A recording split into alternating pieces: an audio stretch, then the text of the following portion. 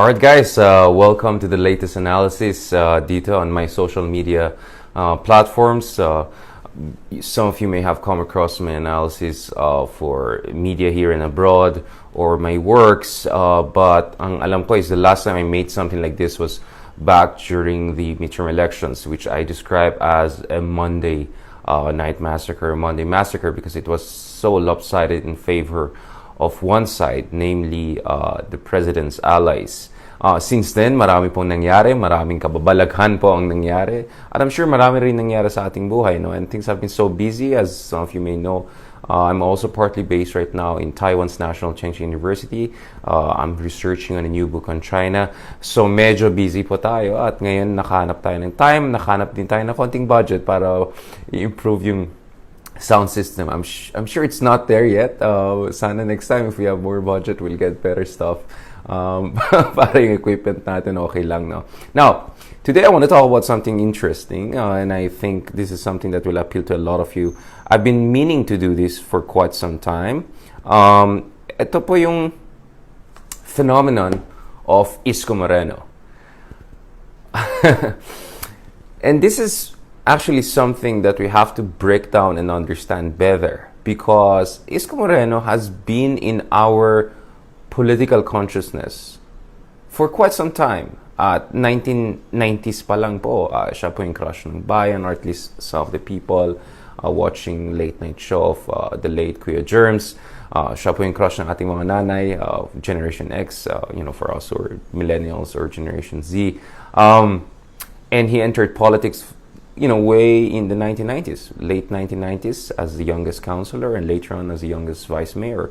So, if I'm not mistaken, 3 times as a councillor and 2 times as vice mayor of Manila. So, dalawang dekada na po siya sa politika at 3 dekada na po siya in terms of public consciousness, no? As a celebrity, as an artista, and of course, as a politician. And yet, parang back in the days, or up until just recently, ISKO Moreno was not creating such traction in the public. But now he's the biggest star in the country. So much so that even President Duterte recently sent him sort of letters saying that namamangha siya kay ISKO, at para sa kanya, ISKO nilampasan pa siya, no? So that's quite a compliment coming from President Duterte. He was quite a proud man, no? And, he's supposed to be the best president in the solar system, or at least best mayor, right? So, para sa akin, we don't really understand what happened, because ISKO Moreno has been in politics for quite some time. But he only got very popular recently, even though as mayor, parang ilang buwan pa lang siya in power, no? And, he's already being compared to Arsenio Lacson and other major luminaries in Philippine politics, or the greatest presidents we never had. And not to mention, there are discussions about him running as the next president. There is a discussion about the Pacman ISKO 2022 platform, so on and so forth. Or with Sara Duterte, or so on and so forth. Why? I think yung kahulugan at yung kahalagaan, no, ng ISKO phenomenon is something we have to better understand. Now, I had the chance to meet Yorme, ISKO Moreno, last month. I interviewed him for GMA Network. You can check, of course, the video of that on YouTube. You can just put Heydarian and ISKO Moreno. I'm sure a lot of stuff will come out. We had great reception. Close to 500,000 views, combined views on Facebook, and 200,000 plus views on YouTube. So we're looking at around 1 million views. So some of you may have seen that. And it was a very interesting discussion. It was actually my first interview with the local government official. Prior to that, yung mga ginawa kong interviews for GMAs, yung FYI edition ko, were cabinet members and heads of state, Prime Minister Mahathir, former President Arroyo, cabinet secretaries, Secretary Lorenzana, Secretary Año, senators like Trillanes, of course, among others. So this was my first LGU experience as an interview, and it went very well. I was very impressed with ISKO Moreno. We had a very interesting discussion for 1 hour. I wanted to understand the mettle of his leadership and where is this person coming from. And the other thing that we have to keep in mind is that in politics, what we deal with is not the person per se, because I came under criticism. Sinasabi ng iba, ilan buwan pa lang si Isko Moreno, parang impress ka sa kanya. And I said, this is not about Isko Moreno himself per se, but what kind of archetype he represents. Now, if you're familiar with the work of Carl Jung, the great Swiss psychoanalyst and the protege of Freud, he talked about archetypes as this conceptions of what is ideal that is embedded in our subconscious. And this was developed over hundreds of thousands of years of evolutionary biology. So whether this is the image of a dragon, or of a mother, of a dark underworld, of devil and angels, and so on and so forth, there is actually regularity and commonality across different cultures and civilizations. Therefore, the conclusion of Carl Jung was that this is an issue of biology rather than culture, because it's common across humanity.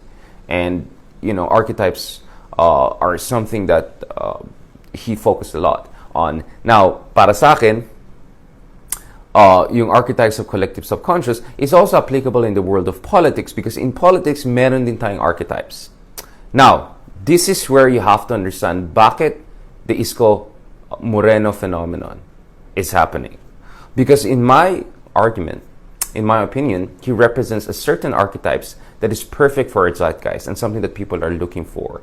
And this is also related to President Duterte. Now, over the past few months, I've been arguing, and in fact, I would even say I predicted the rise of someone like Isko Moreno. Back in April, I wrote this article for South China Morning Post entitled, "What Do Modi, Trump, Ardern, and Trudeau Have in Common? The Power of Populism."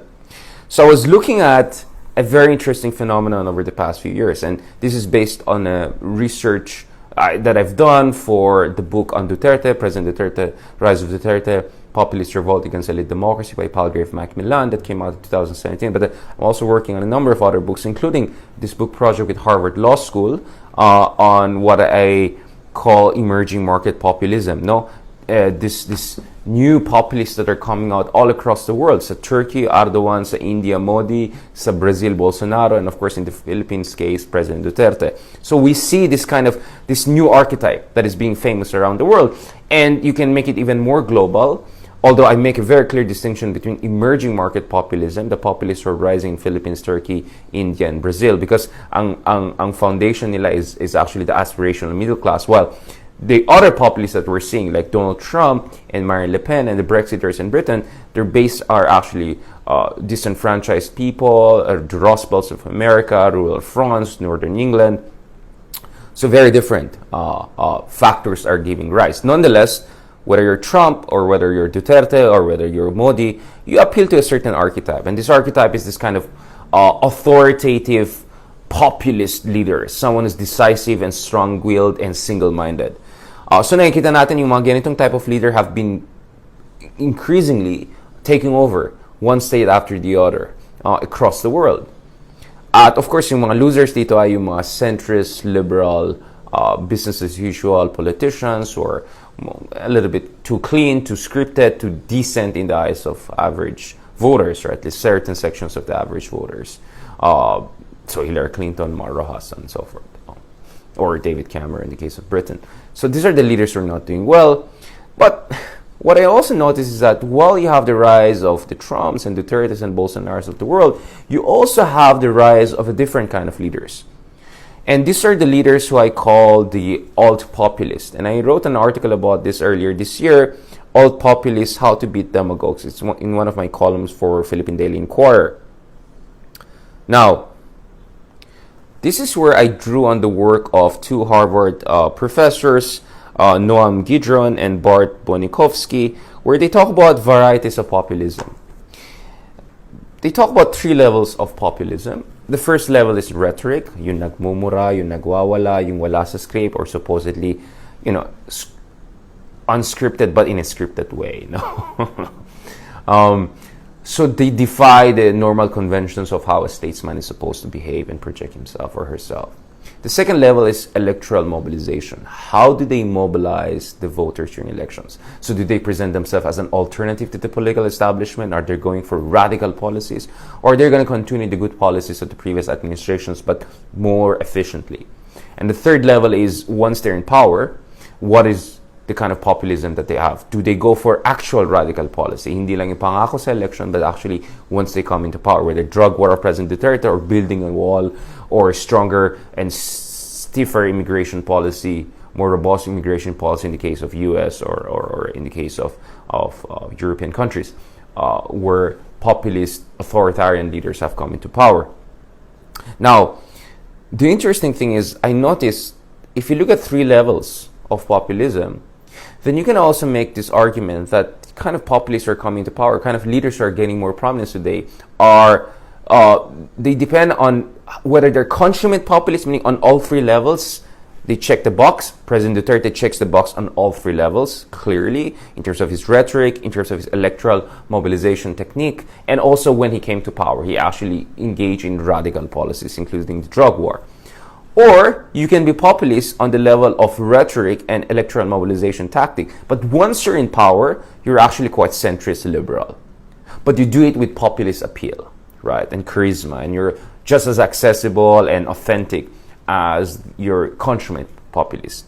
And I think dito papasok yung tinatawag ko na alt-populist, and dito papasok si Justin Trudeau, Emmanuel Macron, Ocasio-Cortez, OAC, Ardern, and all of these young progressive leaders, or at least center-left or far-left leaders, who are coming to power all across the world. You know, whether it's in Slovakia, it's Ireland, it's Ukraine, it's Iceland, it's New Zealand, it's France, it's Canada.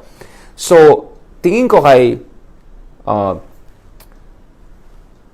ISKO Moreno is that he fits into the same category. He represents an alt-populist. Now, during our interview, you can check it yourself. It's very interesting to see. So, on the surface, he's very much like Duterte. No wonder Duterte likes him. You know, he's on social media 24/7. He's micromanaging everything. He parades the criminals or suspected criminals or violators of laws in front of the media. So, appealing kay President Duterte. But, you know, I ask him very clearly. If you look at ISKO Moreno, he made it very clear. He wants, pagdating sa mga leaders, hindi sila nagbumura. They have to set an example for the rest of society. This is very much conventional statesmanship. He believes in evidence-based public policy. Again, this is very conventional, orthodox statesmanship in a good way. Hindi siya yung tipong gagawa ng, I don't know, drug list na hindi natin alam kung saan galing, or making crazy claims na we don't know where on earth it comes from, or paabago-bago ng isip. He doesn't believe in that. He believes in empirically based public policy. Yet, of course, he got it based on his executive courses in Harvard and Oxford. So he's willing to learn from best practices around the world. And he made it very clear. Sabi niya, ayaw ko ng EJK. Ayaw ko ng EJK. You can see that in the interview. So if you look at ISKO Moreno, he has this populist appeal on the level of rhetoric, in level of projection, on the level of accessibility and compassion. But in terms of his actual policies, he's much more center-left and conventional, as you may think. And this is very important. Ang pinapakita ito is that the Filipino people are not looking necessarily for someone like Duterte, but they're looking for a compassionate, charismatic, and relatable leader. And if that leader actually pushed for conventional policy in a much more effective and accessible way, they're actually going for him. And I would say that ISKO Moreno is actually even more popular than President Duterte. This is something that you have to keep in mind. This is the kind of leaders we need. This is the kind of leaders that our country wants. There goes our first part analysis of ISKO Moreno. Soon we'll talk about why perhaps ISKO Moreno should